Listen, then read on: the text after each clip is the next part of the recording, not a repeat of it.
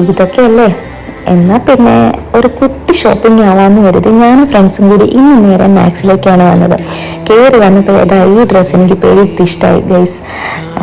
കൊള്ളാം, എങ്കിലും ഒരു റൗണ്ട് നോക്കിയിട്ട് വന്ന് സെലക്ട് ചെയ്യാന്ന് കരുതി ചുമ്മാ അവൾ ഇവർ തേരാപ്പാറൊന്ന് നടന്ന് നോക്കിയെങ്കിലും മൈൻഡ് ഫുൾ അതിലായിരുന്നു.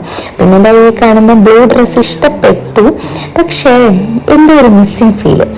തിരിച്ച് നേരെ വന്ന് അത് തന്നെ എടുത്തൊന്ന് ട്രയൽ ചെയ്ത് നോക്കി.